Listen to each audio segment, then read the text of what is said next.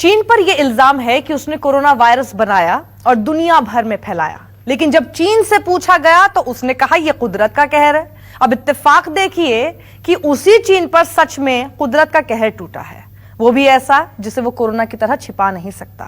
चीन में 80 साल की सबसे भयानक बाढ़ ने 27 राज्यों में ऐसा कहर बरपाया कि हजारों लोग मारे गए, लाखों लोग बर्बाद हो गए, करोड़ों लोग बेघर हो गए। देखिए बहते शहर, डूबता चीन।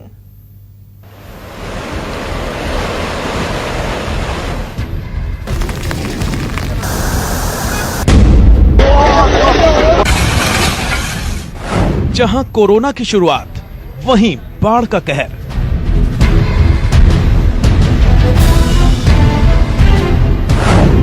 चीन में 80 साल की सबसे भयानक बाढ़।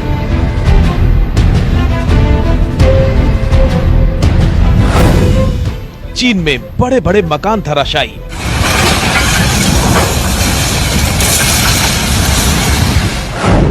सैलाब में बह गई सैकड़ों गाड़ियां।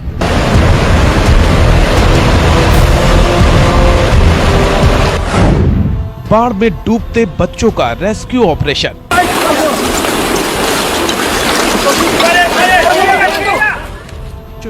ह्यूबेई प्रांत से कोरोना फैलने का सच और मौतों का आंकड़ा तो चीन ने छिपा लिया, लेकिन कुदरत के इस कहर के सामने चीन की हर चाल नाकाम साबित हो रही है।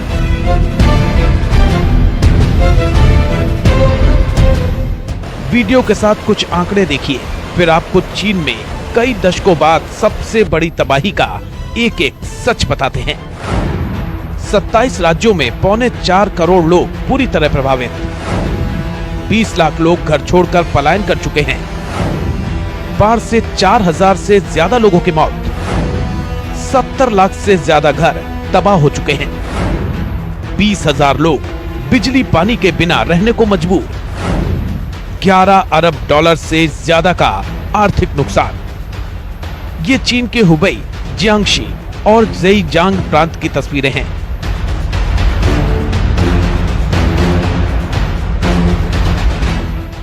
जहां तक नजर जाती है, सिर्फ और सिर्फ सैलाब नजर आ रहा है।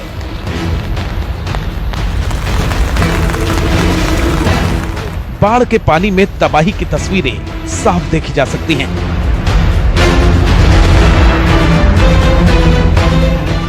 मकानों की पहली मंजिल यानी करीब 15 फीट ऊंचाई तक सैलाब बह रहा है।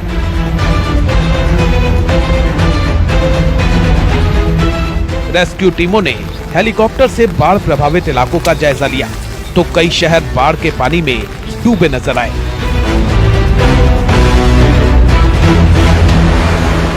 जहां से बाढ़ का सैलाब गुजरा, वहां मकान, दुकानें, बाजार सब डूब गए। कई फ्लाईओवर के नीचे 10 फीट ऊंचाई से पानी बह रहा है।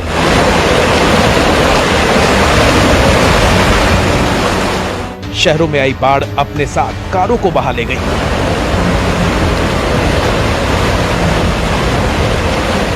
ये साउथ चीन और सेंट्रल चीन का हाल है। स्थानीय प्रशासन के मुताबिक 33 नदियां खतरे के निशान से रिकॉर्ड स्तर पर ऊपर बह रही हैं।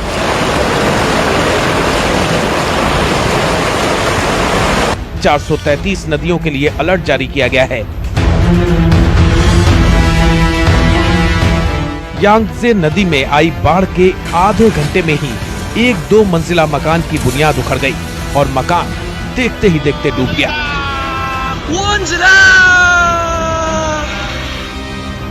चीन की सबसे बड़ी नदी यांगत्से में आई बाढ़ ने पूर्वी चीन सागर के रास्ते में पड़ने वाले 6 शहरों में बड़ी तबाही मचाई है।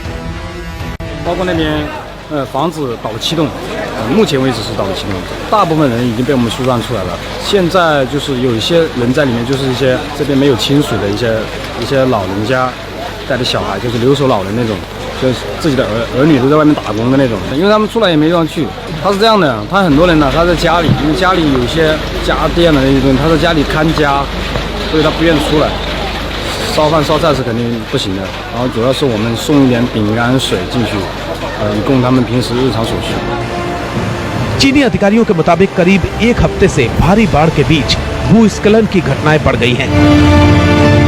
चीन के जियांगशी, अनहुई, ह्यूबेई, हुनान समेत 27 राज्यों में बाढ़ और जमीन धंसने की घटनाएं हो रही हैं। चीनी सरकार के मुताबिक बाढ़ प्रभावित इलाकों से करीब 23 लाख लोगों को बचाया गया है।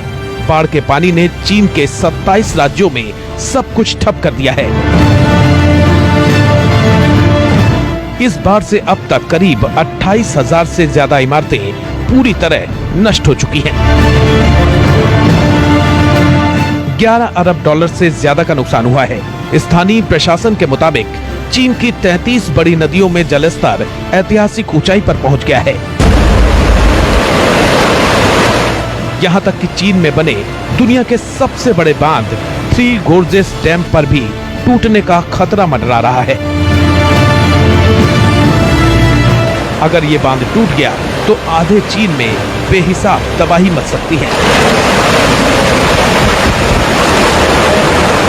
फिलहाल चीन में लाखों हेक्टेयर खेत डूब चुके हैं, फसलें तबाह हो गई हैं, शहरों में बाढ़ का पानी जमा है, लोग रोजमर्रा की चीजें पाने के लिए बेहाल हैं। आलम यह है कि जिन शहरों में बड़ी बड़ी कारों का काफिला नजर आता था, वहां अब बाइक जैसी मोटर बोट चल रही है।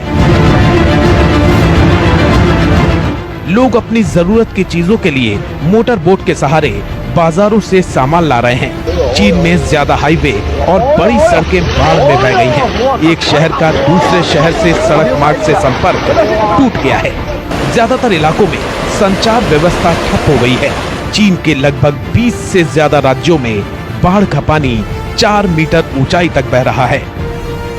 我家里有3层，第1层的被淹了。我家房子是刚造的嘛，去年刚造的房子，今年被淹了。种的田嘛，那个化肥啊、耕田啊，全部都耕了，现在是颗粒无收。 बाढ़ से बेहाल चीन में लाखों लोग अब भी घरों में फंसे हुए हैं, क्योंकि भयानक बाढ़ की वजह से हर तरफ इतना पानी है कि लोगों को डूबने का खतरा है। इसलिए लोग बाहर नहीं निकल सकते। बाढ़ में कई बिजली के खंभे बह गए हैं, इसलिए बिना बिजली के लोग परेशान हैं। सड़कें टूटने से और बाढ़ की उफनती नहरों के बीच रेस्क्यू टीमें आसानी से लोगों तक नहीं पहुंच पा रही हैं।